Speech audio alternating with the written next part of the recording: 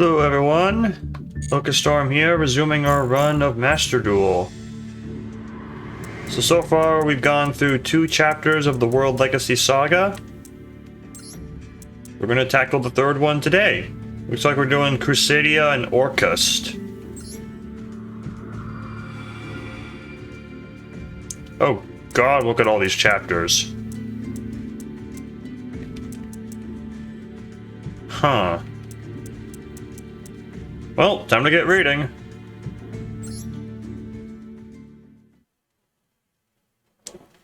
The secret powers of the planet. So last time Ib died, I think. What happens now? A few years had passed since that nightmare of a tragedy. When Aram awoke, he found that the girl and her brother were no longer with him. Was Ib really gone now for good? The loss of the girl had its grip over Aram's heart like an unbreakable vice. I couldn't protect Ib. If only I were stronger, then her death could have been avoided. The battle had left a chasm in Aram's heart. Now that Ib was gone, Aram had tasted for the first time just how terrifying a battle could be, how devastating losing someone you treasured could be. He didn't have the heart to go on with his journey, not for now. However, there was still one thing on his mind that bothered him. It was Ningirsu. Even now, Aram still had no idea where he had gone. No doubt despair had taken him now that his beloved sister was no more, and when Aram thought about how Ningirsu must be feeling right now, his heart became fraught with an immovable weight. But that was why Aram had to go after his childhood friend, and so the swordsman resumed his journey with Imduk. It was when panic was beginning to settle in Aram's mind. Was it coincidence, or did the Mekhnite that dwelled within him lead him to it? He stumbled across a dormant crawler. It occurred to Aram that this might lead to a clue. He could try to restore it to see if its communication system still worked.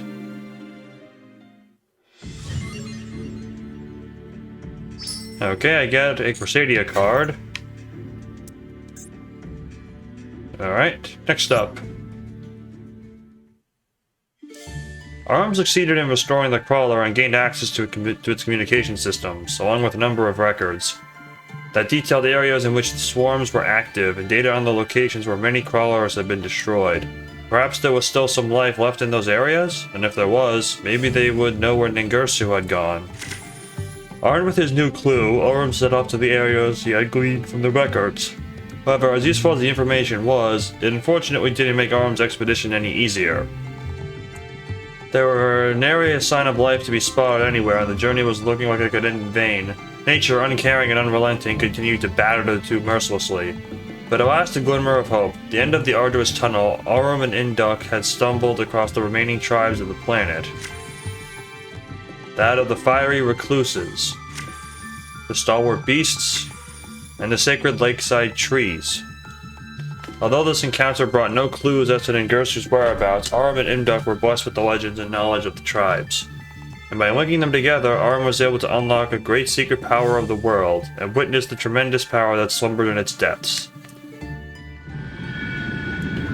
It made him think of the World Chalice powers that were bestowed to him. But this was greater, far greater, hiding unbeknownst to the dwellers of the planet. Was this what Lee had sought? Aram thought.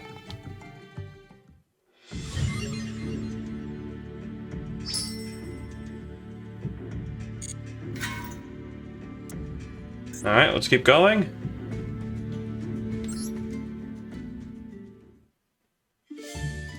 What were the more secrets dwelled beneath the surface? One of them was the rebirth records, inscribed with the history of the planet, chronicles from generations long forgotten.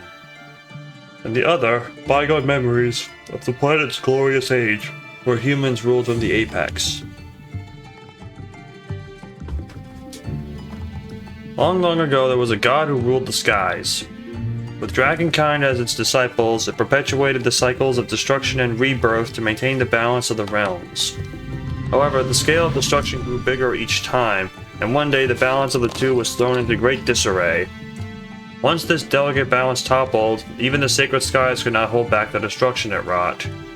The god decided it could no longer oversee the skies by itself. With its power of creation, it brought forth layers and layers of the toughest earth and sealed the powers of destruction within. With nowhere to go, the power raged and raged until it boiled and scorched the very earth, morphing it. The torrent of power rushed through the land and merged with the powers of creation, leaking out onto the surface. It became a small manifestation of the cycle of death and rebirth, and gave life to the lands. With the last of its strength, the god then turned itself into a key, and entrusted it to the life blooming on the planet before vanishing. In the years following its disappearance, the powers of destruction re-emerged on the surface many times. However, every time it did, the life on the planet would use the key, with the help of the dragon kind, push it back to whence it came. Over time, the key came to be known as a word, and the power of destruction as the Great Darkness. Thus, the great hero, legend of the world hero, was born. Starlight Hero, your sword swathed in light, may you triumph over the Great Darkness. And that was Ib's wand, I think. More orbs. Let's go.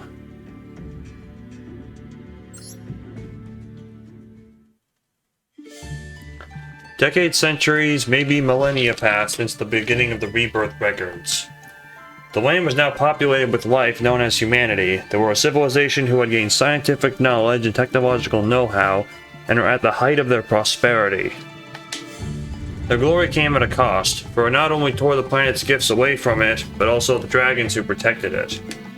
The god and the dragons that once were had faded into obscurity as mere tales. And it was during this time that the key was excavated and uncovered. The humans were exhilarated by such a legendary and mystical find. Although its authenticity had become gradually acknowledged, some expressed worries and doubts at the discovery. What did it mean for the key to have resurrected in this time? Was this an omen, warning them of an inevitable battle between the world hero and the Great Darkness like the legend said? Now they could see that the key existed in its sword form. Did this not also mean that the powers of destruction were indeed sealed deep within the planet's crust? Humanity began to resemble their finest to analyze the key. Within the team that had formed, there was a scientist who had shown her talent in all fields of medicine, astronomy, and archaeology. Her name was Lee. Lee was known all over the world as the foremost authority on computer science. The analysis was able to proceed smoothly thanks to her involvement. And not long after, the team branded itself as an organization called Crusadia, under the jurisdiction of the Confederation of Nations. Once they had analyzed the key further, they began to draft a plan that would help fight the imminent threats to their planet. They would involve warriors of a mechanical nature, as they called it Project Mech Knight. Work was to proceed without a moment's delay. Meanwhile, Lee drove a hypothesis and sought to validate it in secret. She wanted to get to the root of the appearance of the Great Darkness that the world hero spoke of. Recorded in the legend were multiple tales of a key being used to drive back the Great Darkness by harnessing the powers of creation and destruction. It was a simple enough story. The Great Darkness would appear, and the world hero would fight it back with the key. However, could the reverse also not be true? Using the very key was the very thing that drew the Great Darkness out? There were those who were entrusted with the divine mission and conspirators who sought to revive the powers of destruction. The world hero legend was ultimately a story of their power struggle over the key. Whoever has the key will control the fate of the world. Or so went Lee's hypothesis anyway, and the more she spent trying to validate it, the darker her ambitions grew. The divine powers will be mine. And we saw how that turned out.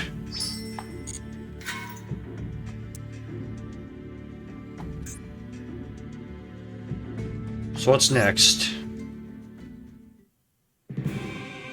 A few years have now passed since Project Mech Knight began, and finally, Mech Knight of the Morning Star was complete. It had been fitted with a core powered by the key, and possessed enough power to fight the most deadly of wars. However, an incident occurred during its test run with none other than Lee as its test pilot. With the key, she had reversed all the celestial powers coursing through its mechanical body and diverted them to the planet's core faster than anyone could make a move. Lee had planned all this out before taking her place as test pilot.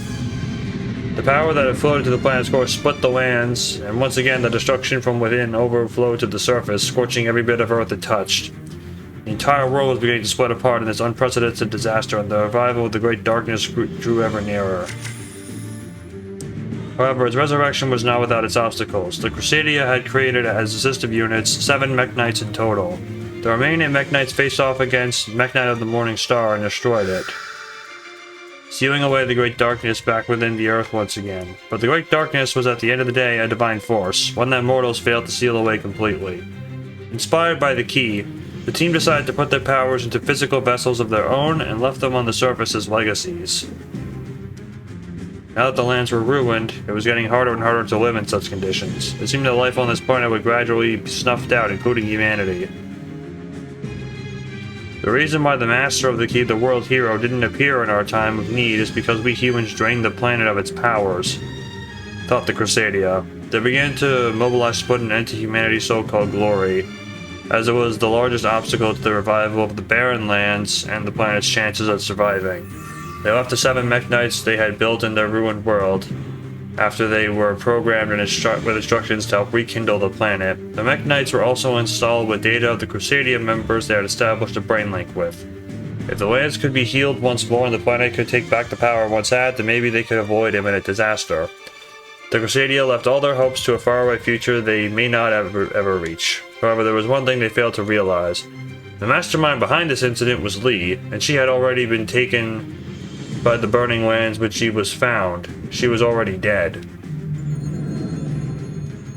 But only in flesh. Her soul had been released from its physical vessel and had transferred into World Legacy World Chalice, her will and knowledge. Yep, and then we come into contact with her later.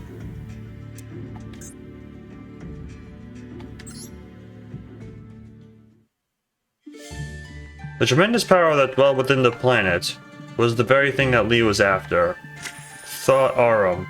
Suddenly he was struck by a sense of terror. He could feel a great force of malice that threatened the planet, but from where he could not tell. Perhaps someone somewhere was beckoning to the darkness, trying to bring it forth. He had to stop them before another terrible disaster happened. In that moment in Arum's mind, the figure of Ningirsu appeared. The figure of a childhood friend tormented with sadness from the loss of Ib, seeking darkness in his despair at the world. Although slight, he could feel Ningirsu's presence within the malice. It couldn't be. Arum reined his uneasy heart in. He would need to help stop this malice. He asked the elders of each tribe to lend him their strength, and they answered his pleas with a great number of warriors, and the tribes united in a formidable alliance. They named themselves after the warriors of old that their writing spoke of, and thus the second coming of the Crusadia was born. The Crusadia were taken to a hidden spot by the tribe of the Sacred Trees that activated World Legacy World Crown. Arum and his companions now had obtained power that could help them combat the malice that threatened their world. The Crusadia began their advance towards a giant tower at the center of all the malice. The orchestrated Babel, towering into the sky in its metallic magnificence. Surrounding it were the Orcust, mechanical weapons waiting on standby in silent formations. At the tower's base was Ningirsu, and activating World Legacy World Wand was the only thing on his mind. And now Arum could see his childhood friend. The swordsman could only think about how much sadder he looked. Arum prayed he was only overthinking the situation, but he knew that their reality was not a kind one. Ningirsu was here because he wanted the powers of darkness, and he was at the center of the malice Arum had felt. That was the truth that awaited him at the end of his long search. But no matter how much time had passed, no matter how things had changed, the one thing remained was that Ningirsu was still his friend. Arum thought about what he could do now that he was here. He had to stop Ningirsu from starting a disaster that could mean the end of their world. The only one who can stop this villainy is me, Arum thought, gathering all his courage. He signaled for his companions to mobilize, and now, a new battle was about to begin.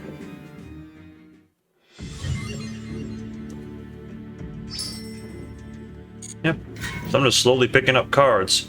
So this is a little interesting here. So we have a locked gate.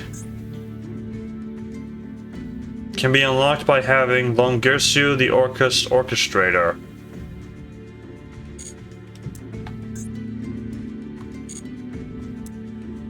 Okay. I'm assuming I get that item from these scenarios here? Why didn't they, if so, why didn't they just put them in one big line? Okay, weird. Let's see what happens next. Ningirsu's Sorrow.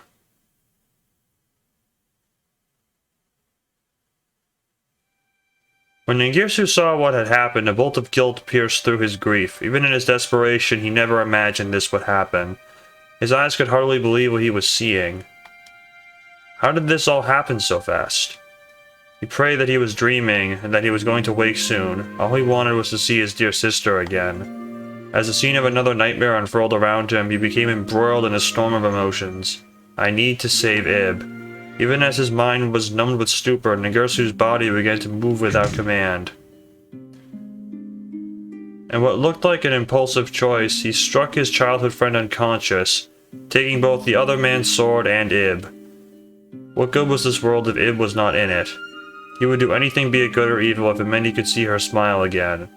That single thought of getting his sister back was all Ningirsu needed to force his weary limbs forward.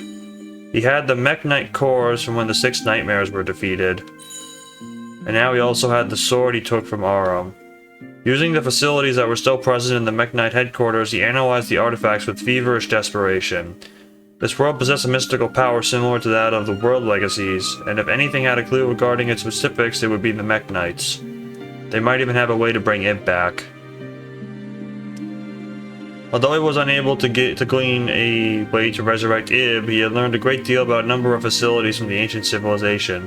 Ningirsu left the Mekk-Knight headquarters and set off to each one of them with the lifeless body of his sister in tow. Many of the facilities he visited had already ceased to work, and the ones that barely did provided little to no useful information. However, Ningirsu never gave up. There must be a way he could save Ib somehow. With that unwavering belief in his heart, he resumed his grueling journey. And finally, at long last, he discovered an ancient facility that was still in working condition.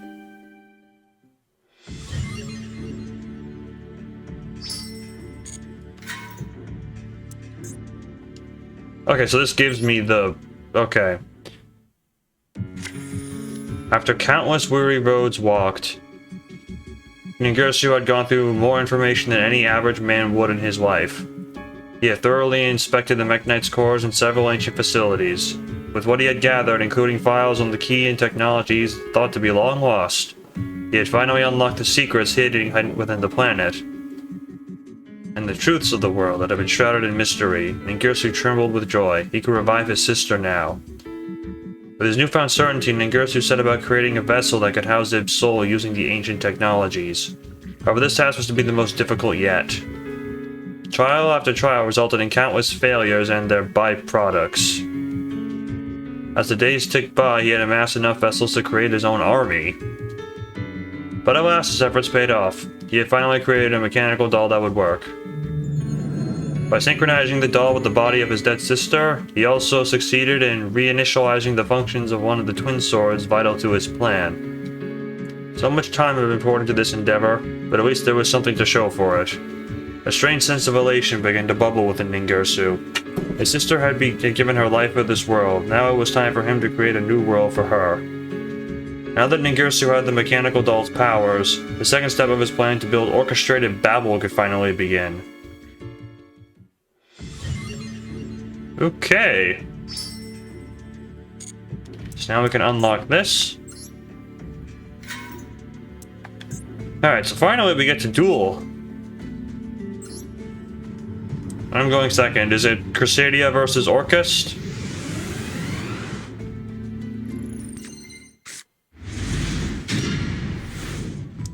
What makes a Crusadia deck unique? I have no idea, because I've never used this deck. This deck lets you link summon multiple times, especially when used in tandem with monsters that let you special summon to a zone a link arrow was pointed to. Use this to your advantage and summon more powerful link monsters to your field. Crusadia link monsters gain attack boosts from monsters they point to. Bolster your attack by summoning stronger monsters to zones they point to and up against a strong opponent. Okay. Well, that's an idea, at least. Okay, so let's draw a card. World Legacy Roll Crown.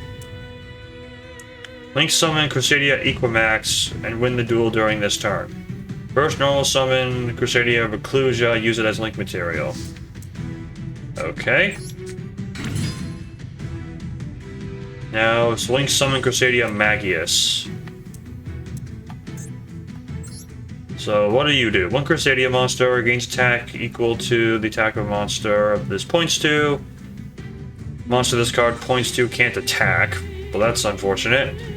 If an effect monster is special summoned to the zone this card points to, you can add one Crusadia monster from your deck to your hand. Okay, well, that's nifty.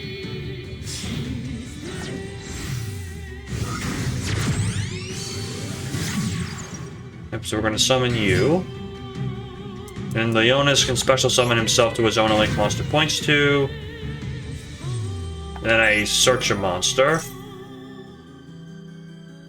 We're going with Crusadia Maximus.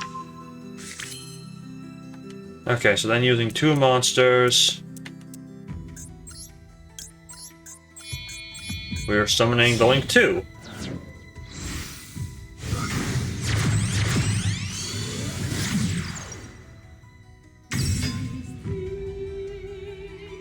Hang on, what does Regulux do? Regulux. Two effect monsters, including a Crusadia monster. Gains attack equal to the attack of all the cards this card points to. Monsters this card points to can't attack. If an effect monster is special summoned to a zone this card points to, you can add a spell trap from your deck to your hand. Okay, you can special summon yourself to a zone that the Link monster points to. Okay, that second effect is kind of whatever.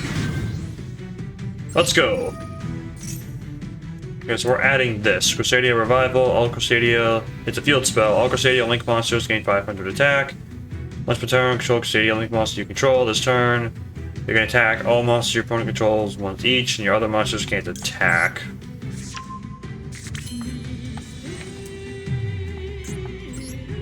Alright, so Equamax, 2+ effect monsters, including a Crusadia. Let's summon the Link 3.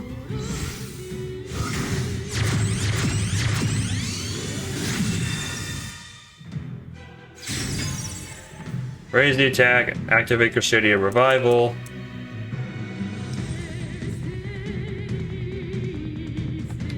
Okay, that buffs it by 500. Special summon... Oh. What do you do? You can special summon this to a zone a Link monster points to. You can only do it once per turn. When a monster on the field that was special... Oh, and you have 2,000 attack. I see. Okay.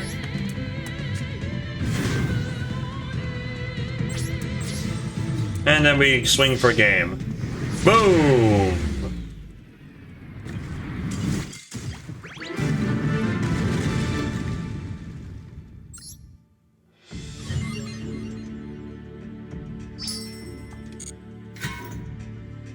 Alright, final step. Can we win a duel?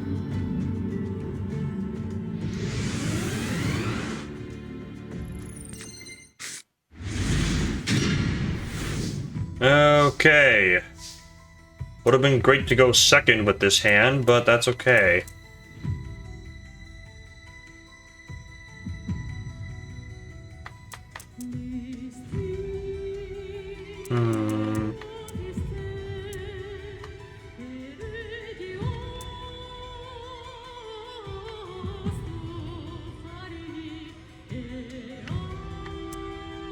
Alright.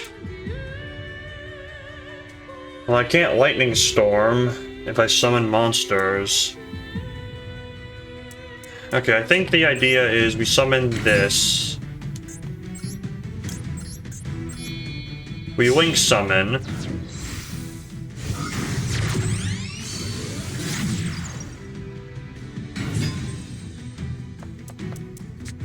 Then we Special Summon you here. Yep, and then you let me add a card from my deck to my hand.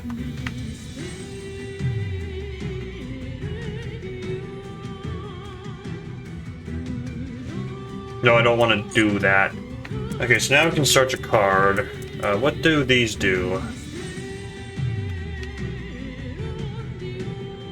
Arborea's kind of whatever. Reclusia.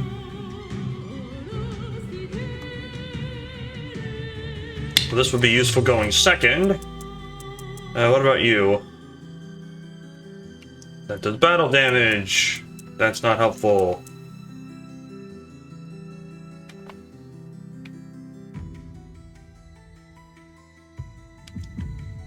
Okay, you seem kind of useful, so let's go with you.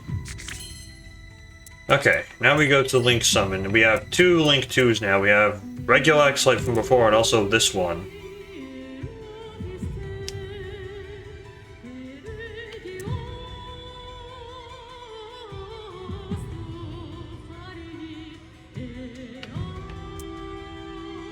Okay, I think this one has the more use. Okay, this one has more attack and a more useful effect, so we're going with him.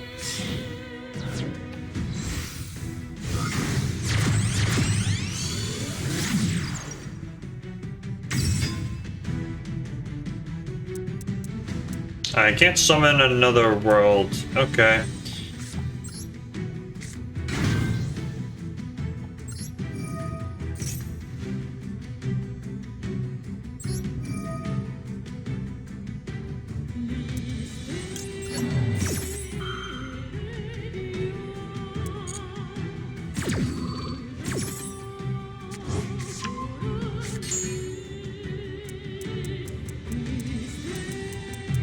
Okay, so the field spell gives my Link monsters extra power. Okay.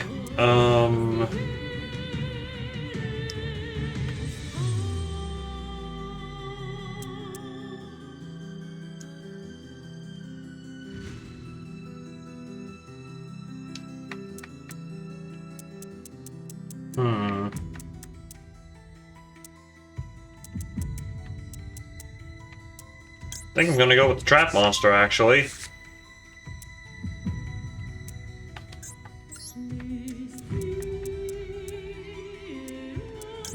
Alright, let's go for the Link 3.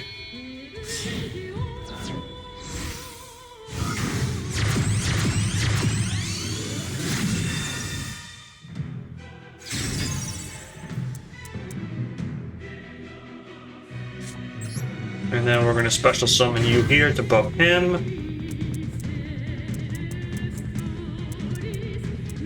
And then we're gonna set this face down. And that's gonna be it. So am I fighting against an Orcus deck or a Crusadia deck? I'm fighting, what does this do? Orchestrated Einsatz.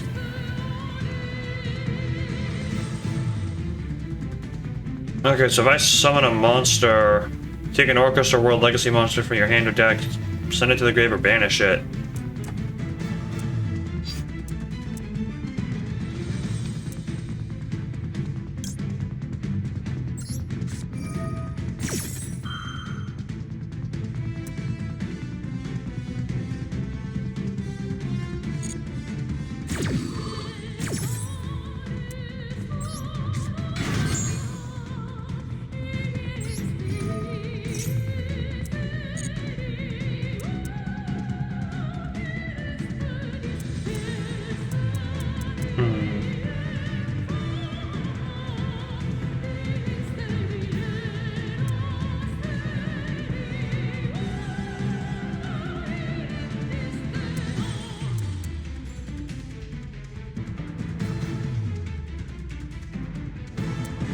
Let's go with this.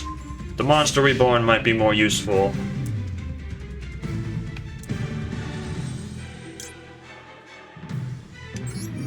Yeah, let's use your effect. Let's sacrifice our little drone guy. Oh, that's what that does? Okay, I should not have done that. I misunderstood the effect.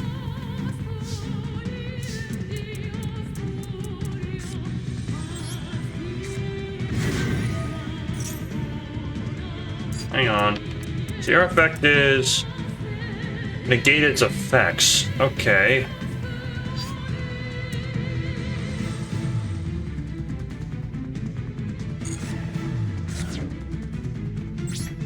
Let's battle phase and see what happens.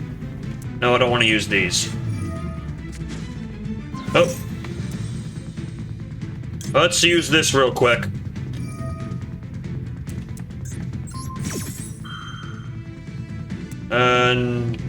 No.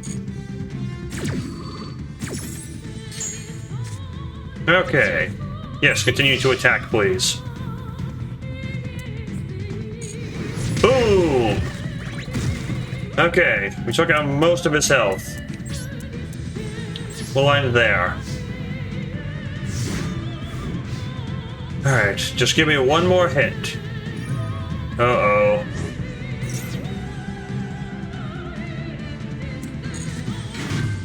Harp Horror? That card's banned.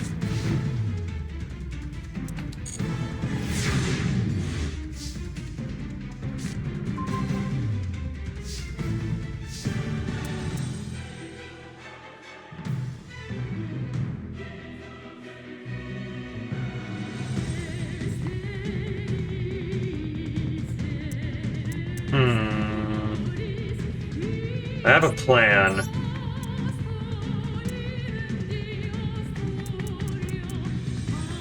It's not... So here's the thing. If I use my two monsters here to link summon one of the Link 2s, and I'll put you over there, I can special summon Reclusia to here, and then that would allow me to blow up his monster.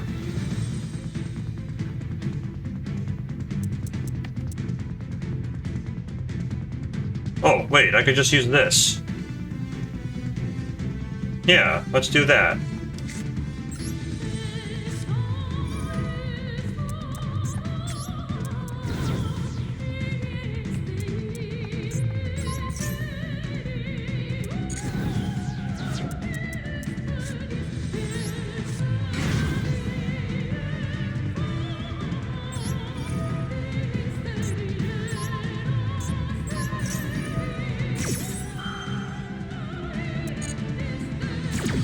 Okay, so now I blow up his card. And look at that, I still have enough damage to kill him. But just to be extra sure...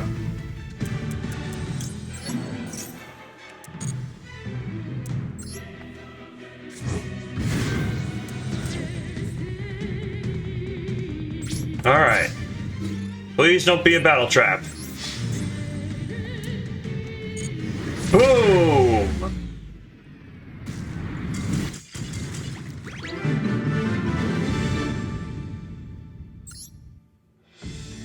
Alright, we did it. That was surprisingly smooth considering we were up against a flippin' Orcus deck. Well, we made it to the goal. Let's see how this resolves.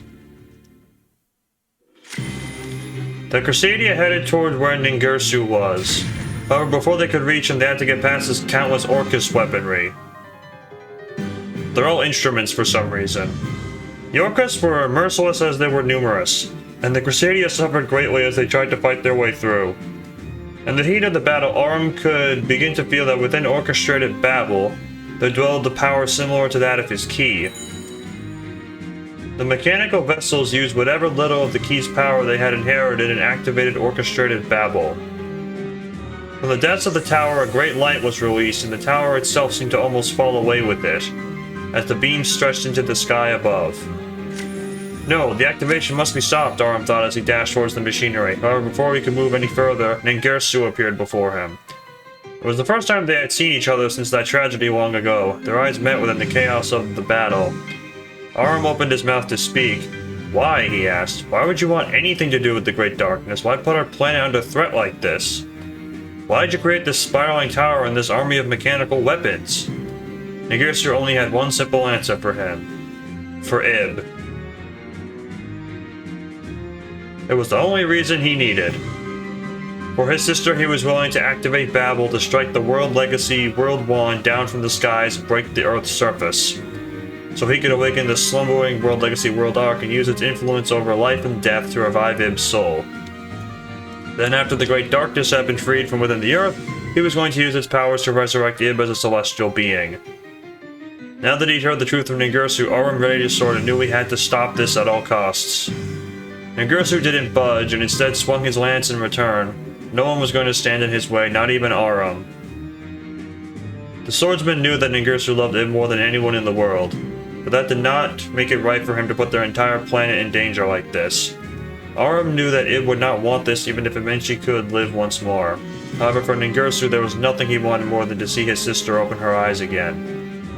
And if that meant he had to turn against the entire world, then so be it. Both men had already made their minds up on what they wanted to achieve. Neither wanted to budge, and so they clashed, but neither could gain a decisive advantage. The orchestrated battle activated, and at last, the World Wand had been toppled. When it fell to the earth, it gored the land below, and the resulting shockwave reverberated across the entire planet. Whoa.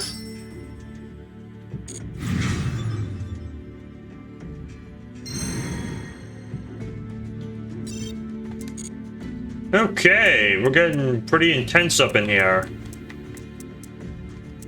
Whole lot of crazy plots going on here. I guess next time we'll have to figure out how it all ends.